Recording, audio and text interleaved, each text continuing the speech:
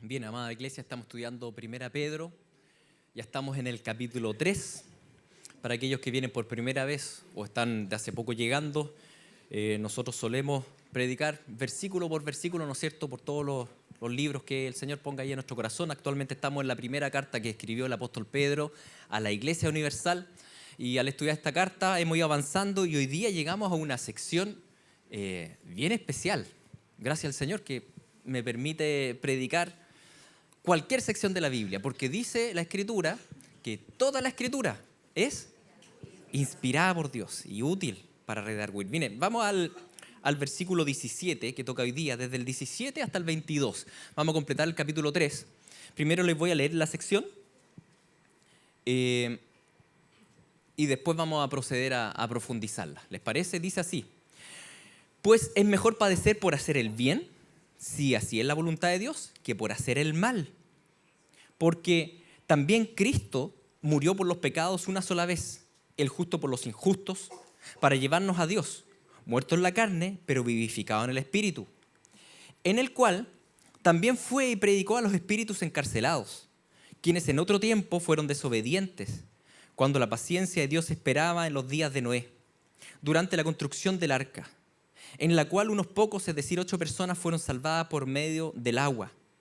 Y correspondiendo a esto, el bautismo ahora os salva, no quitando la suciedad de la carne, sino como una petición a Dios de una buena conciencia, mediante la resurrección de Jesucristo, quien está a la diestra de Dios, habiendo subido al cielo después que le había sido sometidos ángeles, autoridades y potestades. Está bueno el pasaje, ¿no es cierto? Tiene mucho desafío este pasaje, muy lindo estudiarlo. Así que mano a la obra, ¿ya? Espíritu a la obra. Vamos al versículo 17. Partamos por el versículo 17. Dice así: pues es mejor padecer por hacer el bien, si así es la voluntad de Dios, que por hacer el mal. Porque también Cristo murió por los pecados una sola vez, el justo por los injustos, para llevarnos a Dios, muerto en la carne, pero vivificado en el Espíritu. Durante toda esta carta, el apóstol Pedro nos ha estado animando a enfrentar la vida con decisiones correctas, pero entendiendo un punto. Hay un tema, una palabra que ha sido reiterativa en esta carta, que es el padecer, el sufrir. ¿Sí? Si ustedes se han dado cuenta, está presente desde el capítulo 1 continuamente. Y una de las cosas que ha venido diciendo en la carta, en primer lugar, ha insistido en que entendamos que todos sufren. Todos sufren. En este mundo caído, todos sufren. No hay nadie que no sufra. Tal vez tú sientes que sufres más que los demás. Y la verdad podría ser, no conozco tu caso específico. Tal vez puede ser que al compararte, sí, puede ser que estés sufriendo más. Pero lo que sí sé es que gran parte de nuestro sufrimiento no tiene que ver con las circunstancias, sino que cómo interpretamos las circunstancias. No son tanto las circunstancias, es como nosotros vemos las circunstancias y cómo permitimos que esas circunstancias nos aplasten. No es tanto las circunstancias, que muchas veces son de aflicción, sino que qué tanto nos comparamos con otros, porque eso trae más sufrimiento a tu sufrimiento. No es necesaria la comparación, simplemente es entender que el Señor tiene un camino único y personal para cada uno, y Él nos dirige por donde Él ha estimado dirigirnos. Entonces, tal vez tienes problemas de enfermedad o problemas económicos o laborales o de relaciones interpersonales, no sé. Pero no envidies, porque la envidia va a traer dolor a tu dolor. ¿Me entienden? Ya basta con lo que uno padece cada día. ¿Para qué añadir a las circunstancias, aparte de eso, nuestro propio pecado? ¿No es cierto? Las comparaciones, la queja, el por qué esto y lo otro. Es decir, hay sufrimiento, hay diversos tipos de sufrimiento, hay soledades, hay menosprecio, hay carencia, pero en general las cosas que más nos hacen sufrir en realidad es cómo nosotros interpretamos las cosas, ¿sí? Cómo las vivimos, si las vivimos confiando en las manos del Señor o no, si las vivimos entendiendo su soberanía por sobre todas las cosas, si lo vivimos sabiendo que Él diseñó un camino para mi vida, aunque tal vez no es el camino que a mí me gustaría, ¿no es cierto? Es decir, si vivo el sufrimiento enfocando en el Señor continuamente, ese sufrimiento va a ser mucho más llevadero. Esto en realidad nos lleva al segundo punto, que es el que aquí específicamente el versículo trata. Y dice esto: Pedro nos dice que escojamos sufrir por lo correcto. ¿Se dan cuenta que el versículo dice, ahí voy a ir al puro 17, dice, pues es necesario padecer, es mejor padecer por hacer el bien, si así es la voluntad de Dios, que por hacer el mal. Fíjense que uno siempre padece. Fíjense que uno puede padecer haciendo el mal o uno puede padecer haciendo el bien. Es decir, siempre se padece. En este mundo caído, uno siempre va a enfrentar sufrimiento. Pero dice acá, es mejor que enfrente el sufrimiento al mal respondiendo con bien, haciendo el bien.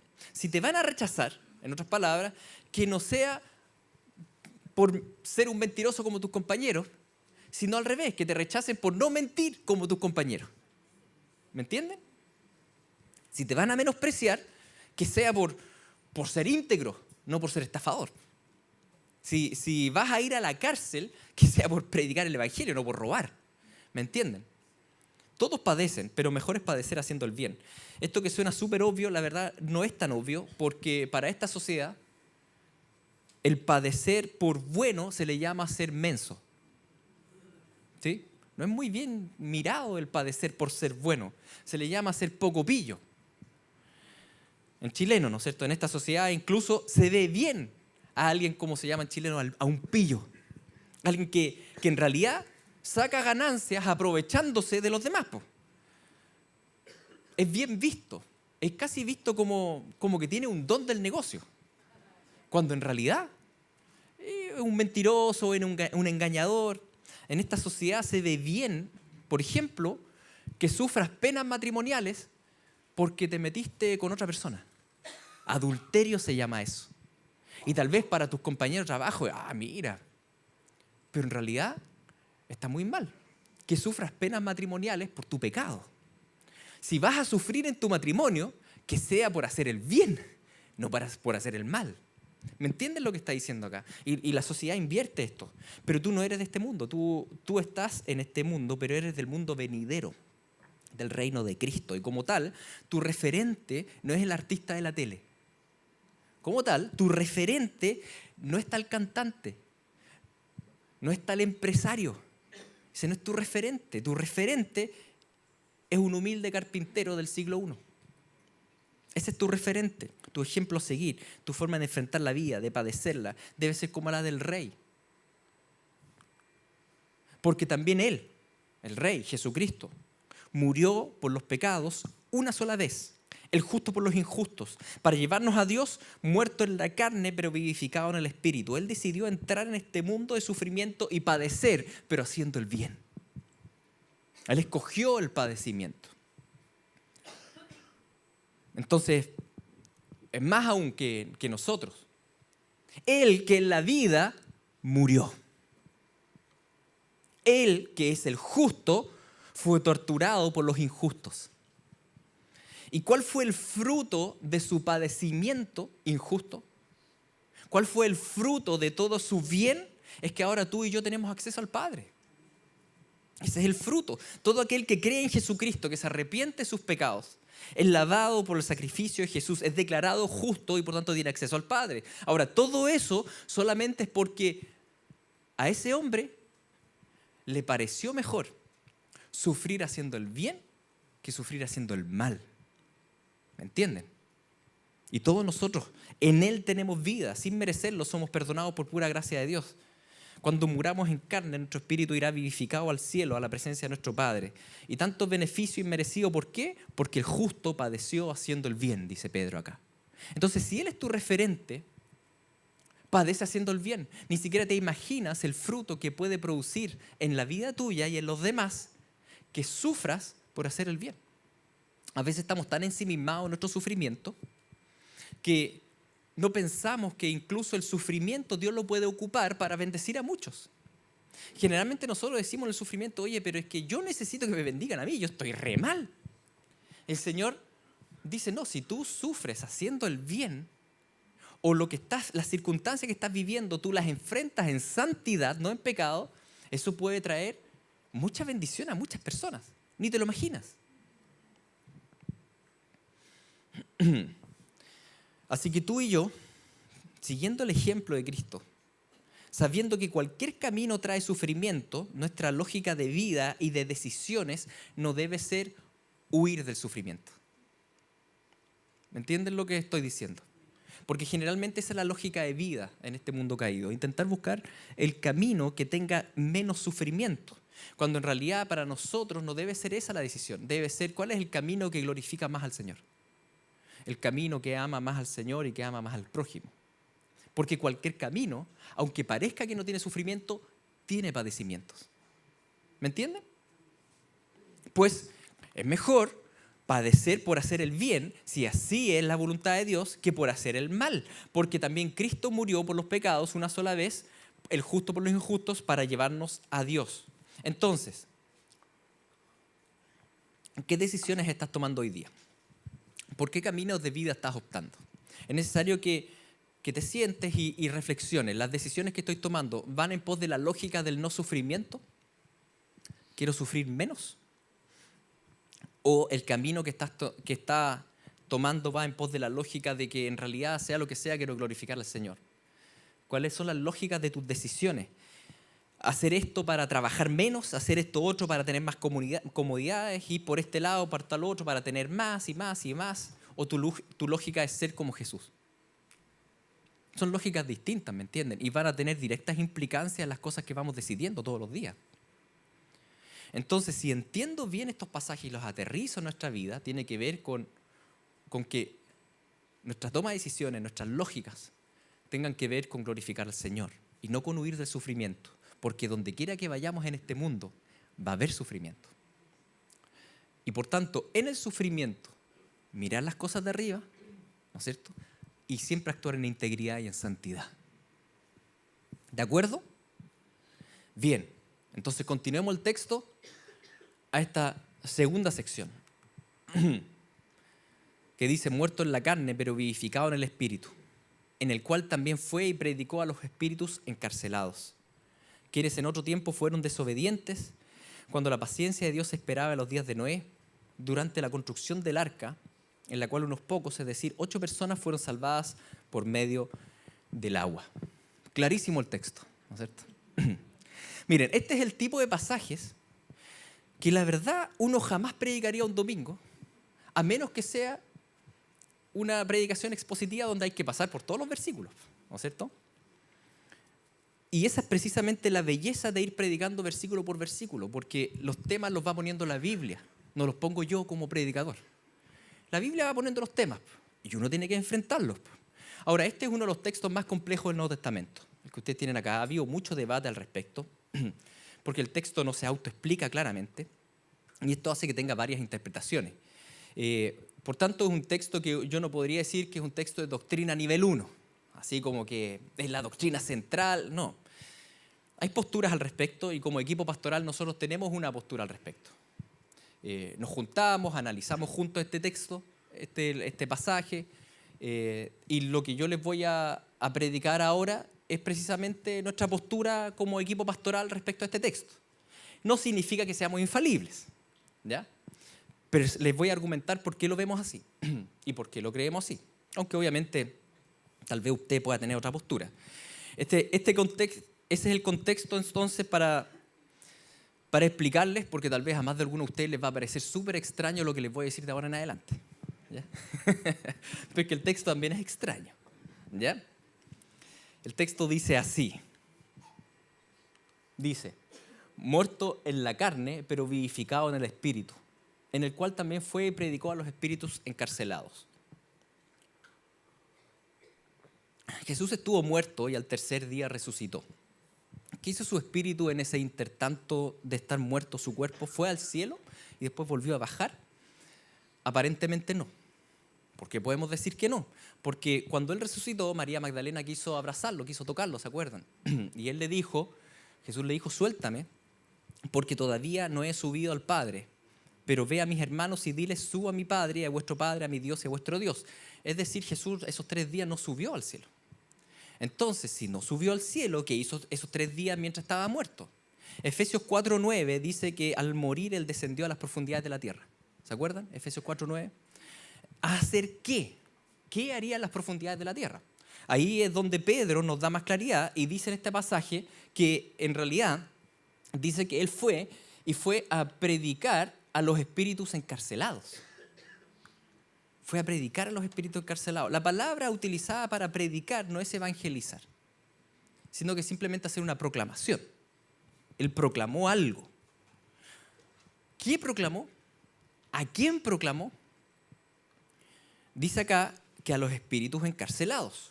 ¿No es cierto? Dice, Él hizo una proclamación de algo a estos espíritus encarcelados. Cuando la Biblia habla de espíritus, en general, se refiere o a espíritus humanos, o a espíritus inmundos, los demonios, ¿no es cierto?, o a espíritus angelicales. Esas son las opciones que da la Biblia. No da mucho más opciones que esas. ¿A qué tipo de espíritu se referirá este pasaje? Sigamos leyendo para ver si encontramos ciertas pistas. El texto dice esto: predicó a los espíritus encarcelados, quienes en otro tiempo fueron desobedientes cuando la paciencia de Dios esperaba en los días de Noé, durante la construcción del arca, en la cual unos pocos, es decir, 8 personas, fueron salvadas por medio del agua. Se está refiriendo a unos espíritus que fueron encarcelados en la época antes de Noé, o en el diluvio. Por tanto, no se refiere a todos los seres humanos muertos antes de Cristo, ¿no es cierto? Porque claramente no estaría refiriéndose a una época específica, ¿no es cierto? Está diciendo que son espíritus encarcelados específicamente en la época prediluviana. ¿Hace la Biblia referencia en otro lugar, cuando uno llega a un texto así, hace la Biblia referencia a otro lugar a espíritus que estén encarcelados? Entendiendo entonces que no se trata de seres humanos muertos antes de Cristo, porque es una época bien específica que pasó ahí. Y la verdad es que sí, en 2 lugares. Primero, en Apocalipsis 9:14, se habla de que hay ángeles que están atados por algún mal que hicieron y que están por ahí encadenados, ¿no es cierto?, bajo tierra en el Medio Oriente, por ahí. ¿Por qué habría ángeles encadenados? Esa es la pregunta, si realmente son ángeles. Judas, no el traidor, sino el hermano de Jesús, él lo especifica y lo aclara en su carta universal de una manera, ¿no es cierto?, mucho más explícita. Judas dice esto en el versículo 6. A los ángeles que no conservaron su señorío original, sino que abandonaron su morada legítima, los ha guardado en prisiones eternas, bajo tinieblas, para el juicio del gran día. Entonces acá tenemos una segunda o tercera referencia de que hay espíritus que están encarcelados. Y en este caso la Escritura habla de ángeles caídos, ¿sí? Ángeles caídos que están ahí, según este texto, que no conservaron su señorío original. ¿Qué significará eso? Vamos a avanzar a eso. Que abandonaron su morada legítima, es decir, el cielo, y que actualmente están aprisionados.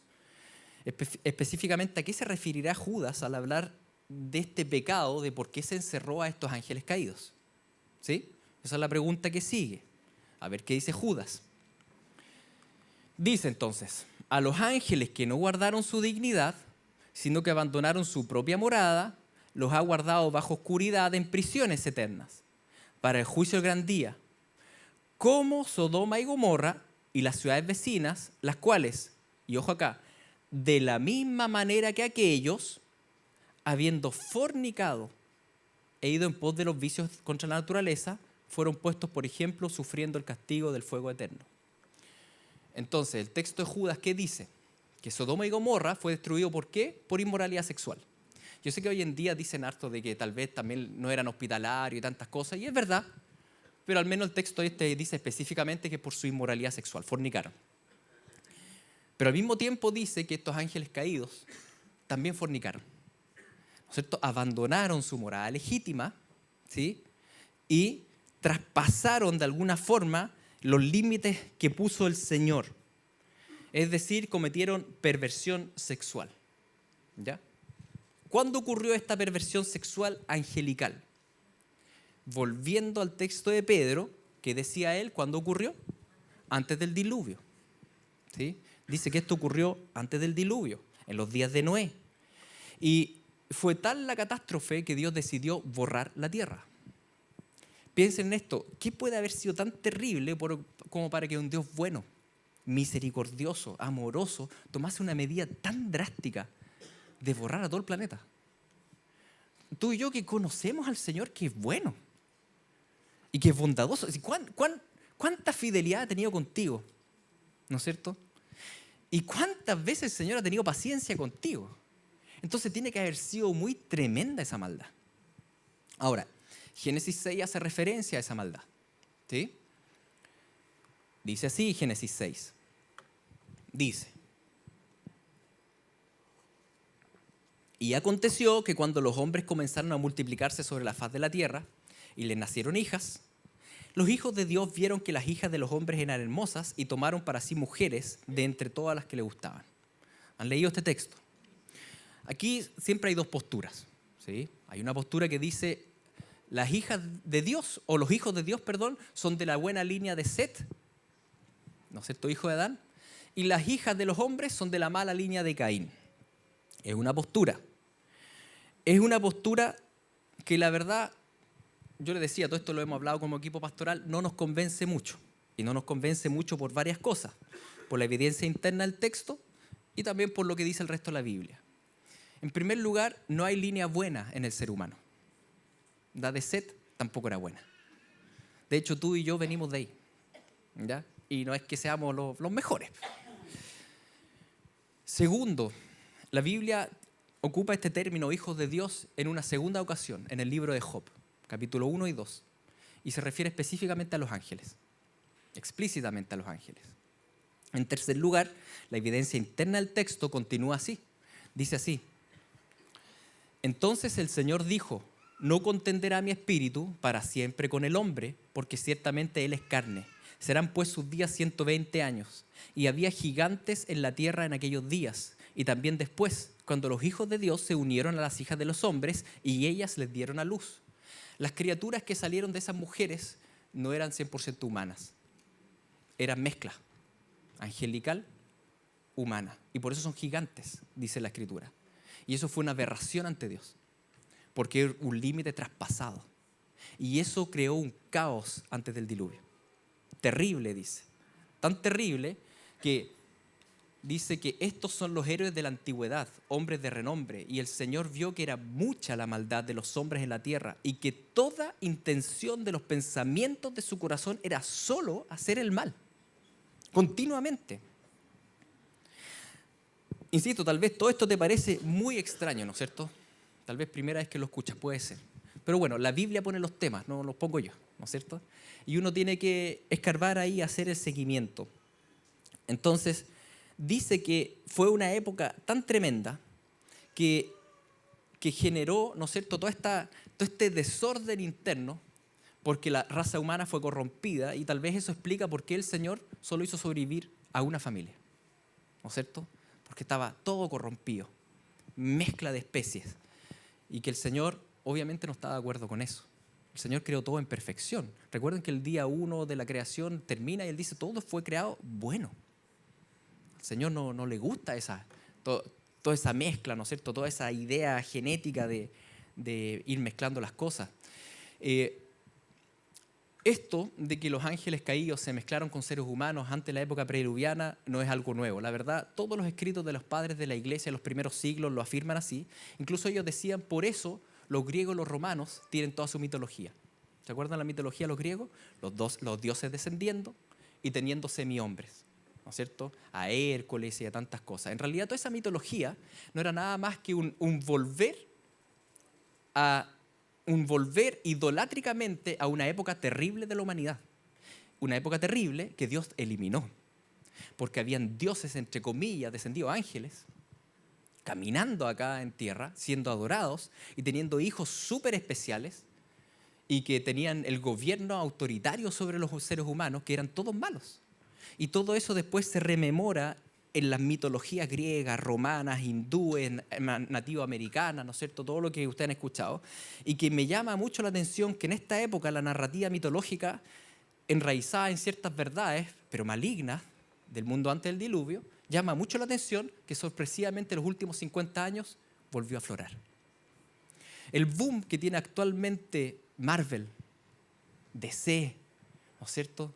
Y todo lo que es, de alguna forma, todo este tema semi-hombre, ¿no es cierto? Y de superhéroes, y un boom que parece inofensivo y divertido, pero que en realidad exalta una época humana aberrante a los ojos de Dios. Ese es el tema, es complicado. Tan aberrante y tan malvada que ameritó sumergir al mundo entero en agua y salvar a una sola familia. Imagínense ese mundo prediluviano, tan desastroso, ¿no es cierto?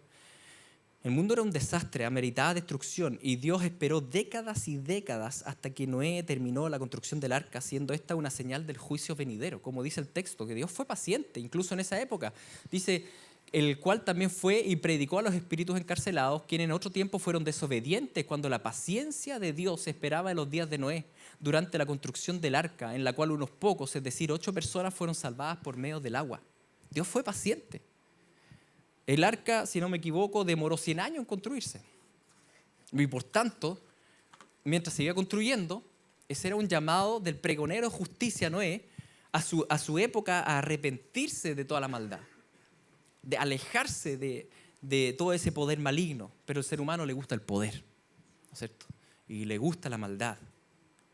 Asimismo, hoy día, queridos, el mensaje de Cristo, Jesucristo es nuestra arca de salvación. Ese mensaje de Cristo ha sido levantado y proclamado en todo el mundo, pero la gente no escucha. Por tanto, como dijo Jesús, tal como ocurrió en los días de Noé, así será también en los días del Hijo del Hombre. Comían, bebían, se casaban, se daban en casamiento, hasta el día en que Noé entró en el arca y vino el diluvio y lo destruyó. Lo que hace pensar que aún hay un poco más de maldad que tendría que llegar a este mundo antes de la venida del Señor, ¿no es cierto? Para estar en una época como si fuésemos una época prediluviana. Jesús volverá y será sorpresivo para este mundo, pero para ustedes no va a ser sorpresivo. Ustedes son la familia de Noé, ¿me entienden? Y ustedes están construyendo el arca y están en el arca que es Jesucristo. Y ustedes están llamando a una generación perversa y maligna que se arrepientan y vengan al Señor. Noé y su familia, ellos fueron salvados por medio del agua. Y correspondiendo a esto, el bautismo ahora os salva, no quitando la suciedad de la carne, sino como una petición a Dios de una buena conciencia mediante la resurrección de Jesucristo. Así como ellos atravesaron el agua del juicio, sanos y salvos, protegidos en el arca de madera, así también tú vas a atravesar el agua del juicio, sano y salvo, protegidos en el cuerpo de Cristo, que es nuestra arca, ¿no es cierto? De hecho, eso simbolizamos, dice Pedro aquí, cuando nos bautizamos. Cuando nos bautizamos, simbolizamos eso. No como que el acto en sí te salva, dice, sino que es una petición. El bautismo es una petición de salvación. Cuando tú entras al agua y dices, Señor, yo sé que esta carne merece el diluvio. Yo sé que este mundo merece el diluvio. Pero yo ahora entro al agua contigo y sé que tú me vas a levantar para seguir contigo. Por eso el bautismo es un acto consciente de proclamación del Evangelio. ¿Me entienden? Donde simbolizamos este acto, donde sabemos que Jesucristo quitó en la cruz todo el pecado y nos va a resucitar con Él, porque Jesús es el victorioso. Eso es lo que proclamamos también en el bautismo, que Jesús es el victorioso, que Jesús es el perfecto ser humano, mediador entre Dios y los hombres. Jesús es el verdadero Dios, verdadero hombre, y por tanto único salvador y legítimo gobernante, quien ahora está a la diestra de Dios, habiendo subido al cielo después que le habían sido sometidos ángeles, autoridades y potestades. Y aquí tenemos el cierre del pasaje de hoy, al final del capítulo 3, que nos explica qué fue probablemente a proclamar Jesús a los ángeles encadenados. ¿Y qué creen ustedes que fue a proclamar? Bueno, si seguimos el contexto de este pasaje, lo que probablemente fue a proclamar es: ahora yo mando legítimamente, no solo como Dios, sino que como hombre. Toda autoridad me ha sido dada. Esa es la proclamación de victoria. Esa es la proclamación, donde probablemente bajó, ¿no es cierto?, a los ángeles caídos, encadenados por su pecado de transgredir los límites de Dios, de intentar gobernar la tierra, de intentar procrear en la tierra, ¿no es cierto?, y dejar pero una catástrofe terrenal. Ahora Él proclama su autoridad y su victoria, y no lo hizo para nada como lo hicieron ellos. No lo hizo oprimiendo, No lo hizo sentándose en tronos de oro. No lo hizo concibiendo gigantes, metiéndose con mujeres para tener, no sé, una raza de... No, nada de eso. Él vino y dio su vida en servicio.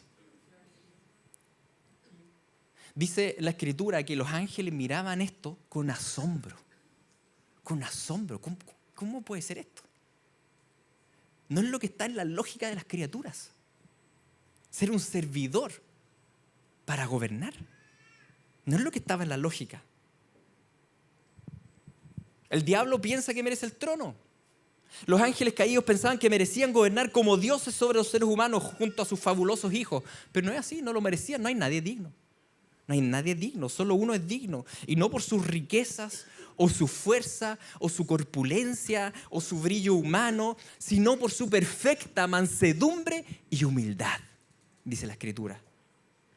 Y hallándose en forma de hombre, se humilló a sí mismo, haciéndose obediente hasta la muerte, y muerte en cruz.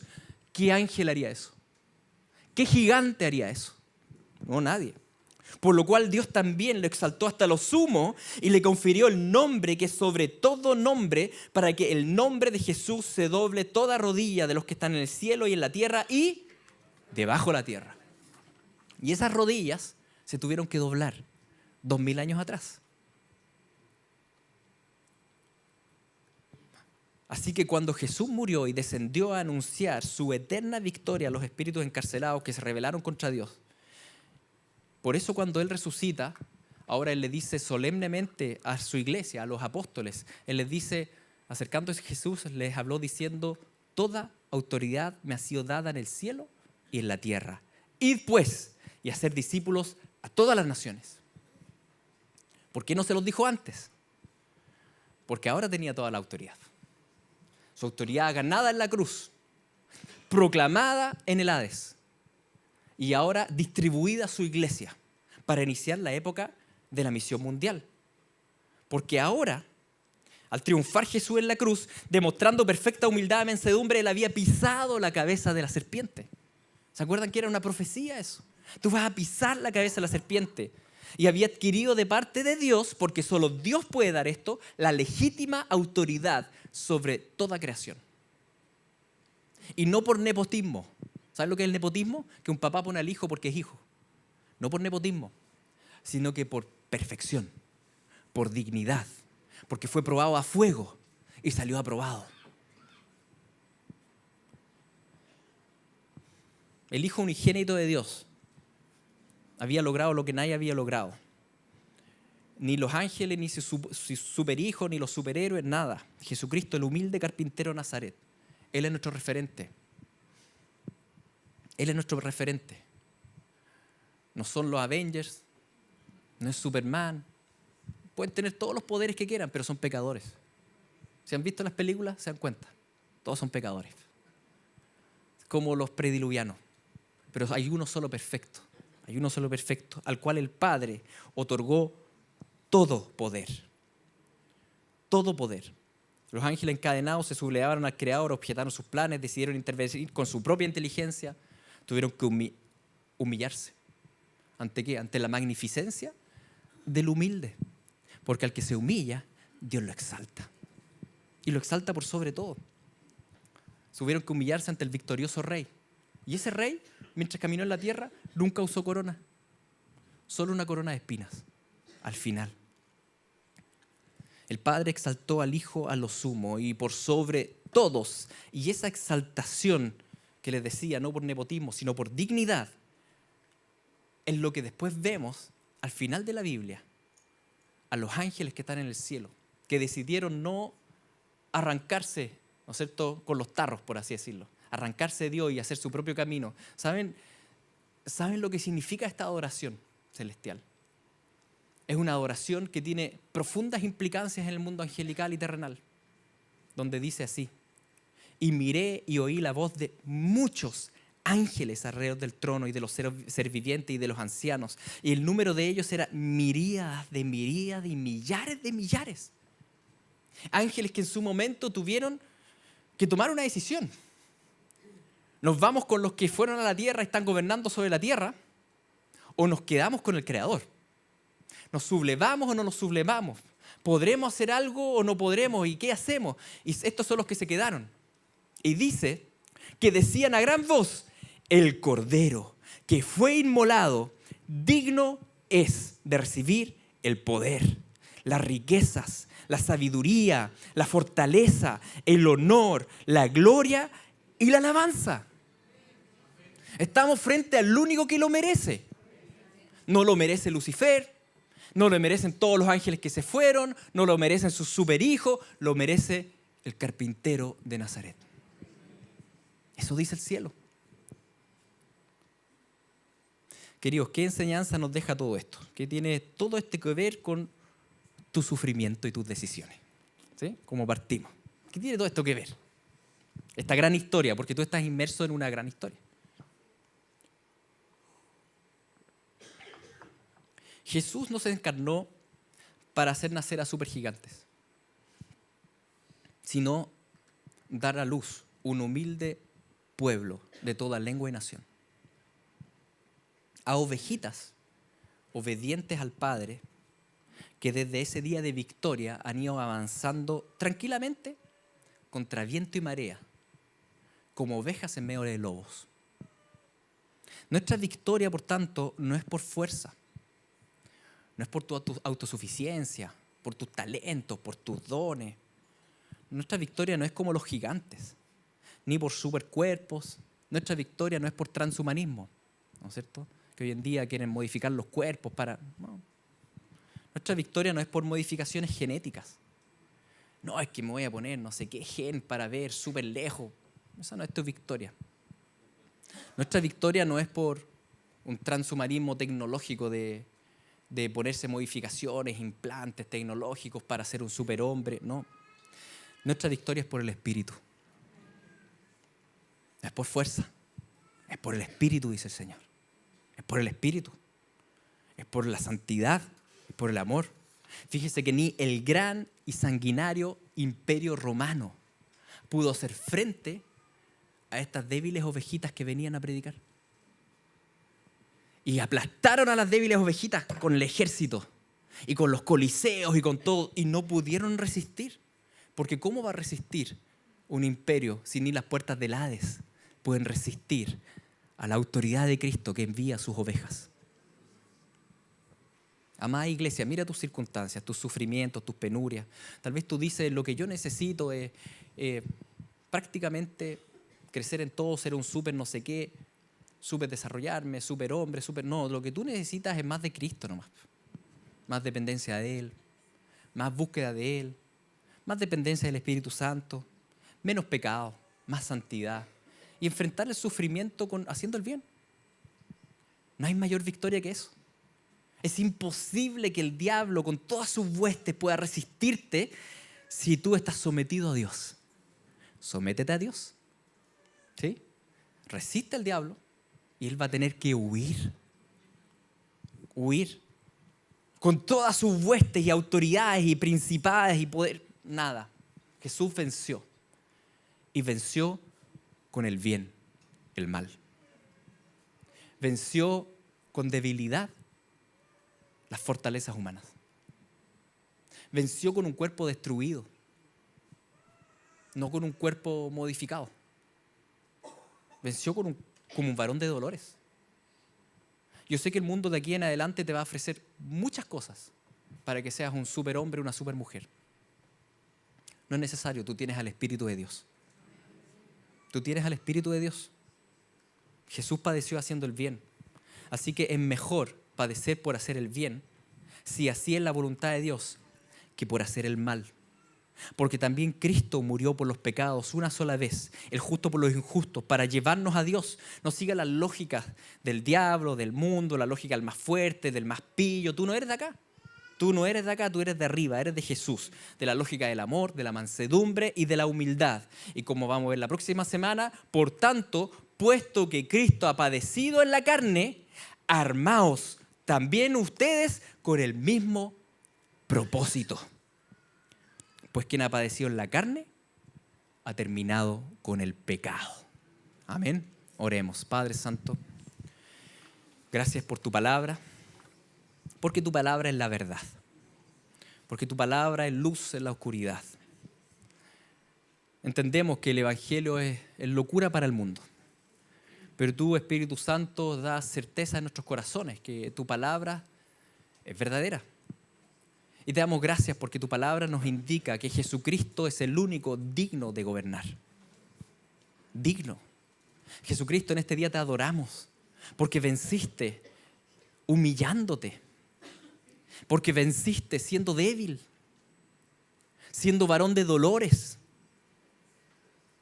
Incluso dice la Escritura que tu apariencia no era nada extraordinario.